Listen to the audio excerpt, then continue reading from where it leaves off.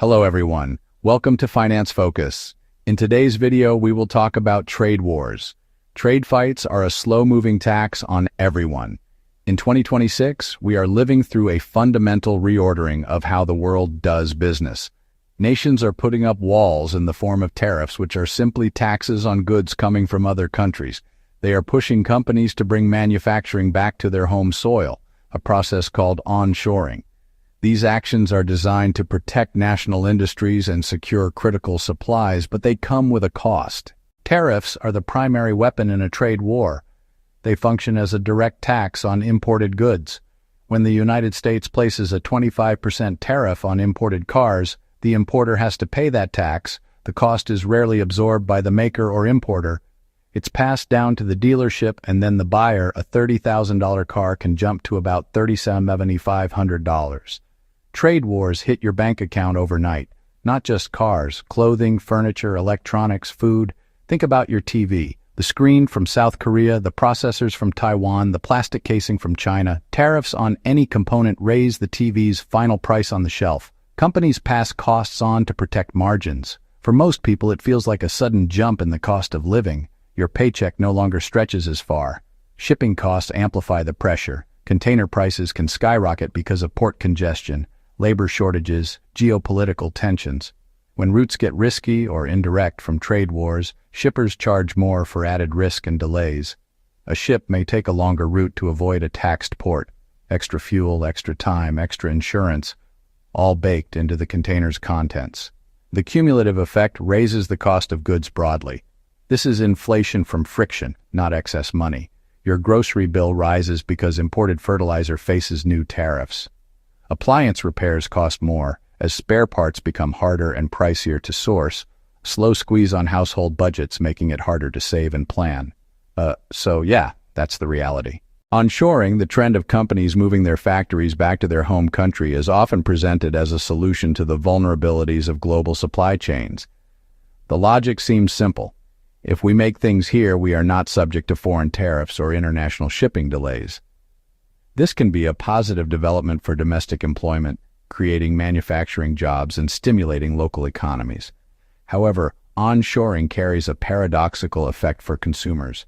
While it may increase national resilience, it often leads to higher prices and fewer choices on store shelves.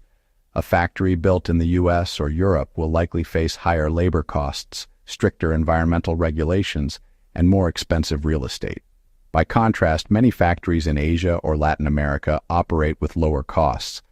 A company can't absorb all that difference, so products off the new domestic line are often more expensive, and the higher cost is passed to the consumer.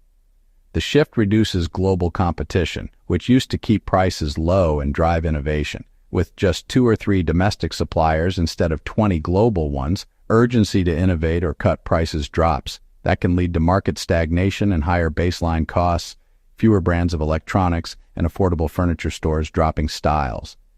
New domestic jobs are real, but they're paid for partly through higher prices and fewer choices. This is the onshoring paradox. Strengthening the nation can weaken individual purchasing power. It's a trade-off central to our economic reality in 2026. Again, worth thinking about. For generations, sound financial advice has centered on a key principle: diversification. Investors were told to spread their money across different asset classes and across different countries. If one country's economy was struggling, another's might be thriving, balancing your portfolio. However, coordinated protectionism and trade wars in 2026 are challenging that wisdom. North America, Europe, Asia. These blocs implementing similar protectionist policies can hit global markets at once. Imagine investments in American and German car companies. That used to spread risk.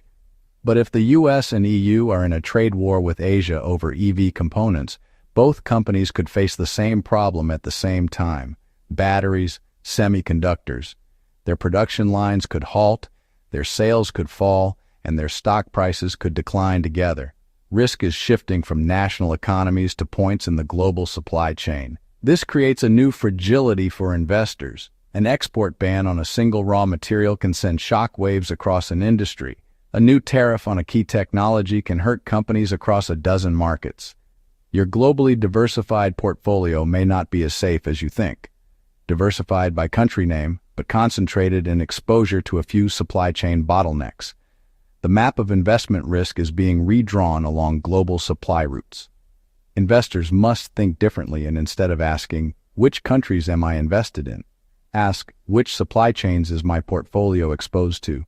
Right, so that's the new risk. Semiconductors, or chips, are the silent brains behind nearly every piece of modern technology. They are not just in your computer and smartphone. They are essential components in your car, your refrigerator, your television, medical equipment used in hospitals. The entire global economy runs on these tiny, intricate pieces of silicon. This makes the semiconductor supply chain one of the most significant bottlenecks in the world today. A small disruption in their production or distribution can have massive ripple effects, slowing down entire industries and driving up prices. The problem is that the manufacturing of the most advanced semiconductors is incredibly concentrated. A huge majority of the world's leading-edge chips are produced in just a few locations, primarily Taiwan and South Korea. This creates immense geopolitical risk. Any trade dispute, military tension, or natural disaster in this region could instantly choke off the global supply. If tariffs are placed on these chips or the equipment needed to make them, the cost would ripple through countless products. We have already seen how a minor chip shortage can force major automakers to halt production lines, leaving new cars unfinished and dealerships with empty lots.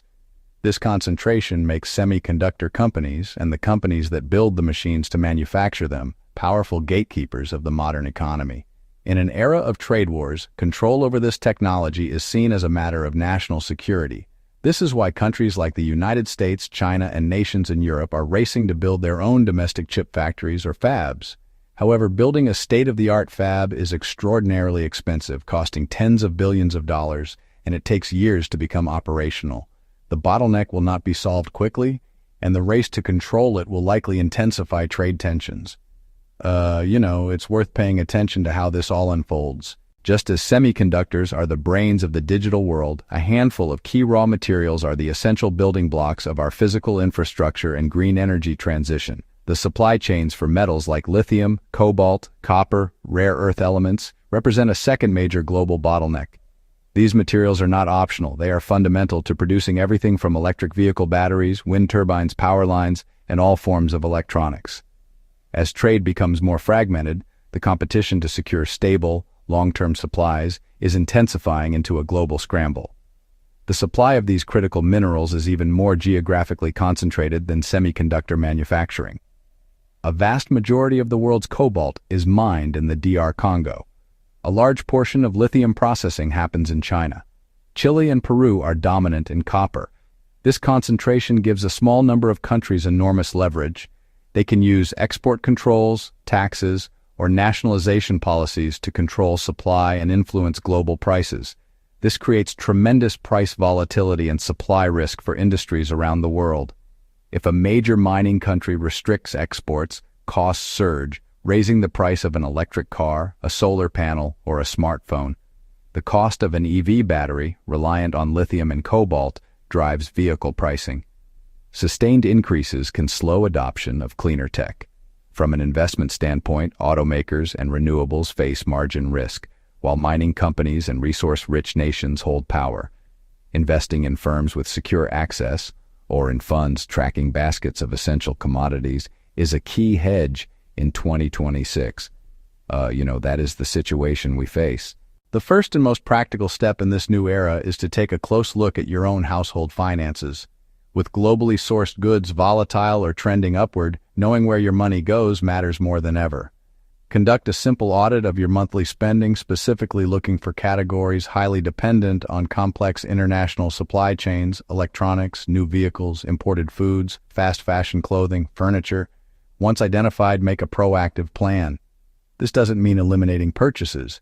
It means budgeting for potential price increases. If you need a new car in 2 years, start researching prices now and set aside a larger down payment. If your family enjoys certain imported items, be prepared for higher prices and identify domestic alternatives. Avoid surprises, keep control, Build a robust emergency fund. In a world of sudden price shocks, liquid cash is your best defense. Aim for 3 to 6 months, favoring the higher end now. Cash on hand helps with pricier repairs or higher utility bills without debt or forced selling. Reduce dependence on volatile energy costs, improve insulation, upgrade to efficient appliances, seal drafts, lowering long-term utility bills and softening energy shocks. These small steps, audit spending, bolster savings, boost efficiency, are the foundation of financial security. Right, so start there. The old investment playbook needs an update for the realities of 2026. Your second action: review your portfolio through the lens of supply chain risk and onshoring trends, beyond geography to bottleneck exposure. Start by looking at your holdings in mutual funds, ETFs, and individual stocks. Identify which companies are heavily reliant on semiconductors, lithium, and copper. These are your areas of highest risk. You need not dump tech or autos. Just ensure they aren't oversized and balanced with sectors that may benefit. Look for companies and industries on the winning side of onshoring: domestic industrial firms, construction and engineering building new factories, logistics managing regional supply chains. Infrastructure funds focused on ports, roads, and the energy grid can be resilient. Think about assets that perform during inflation. Real assets, direct real estate or REITs, especially industrial and logistics, and commodities via funds tracking industrial metals. For most, diversified funds or ETFs offer broad thematic exposure without single company risk. Shift your mindset for a fragmented, protectionist world. This proactive rebalancing can help protect wealth and capture emerging opportunities. It's time to rethink. The era of smooth, predictable globalization is behind us.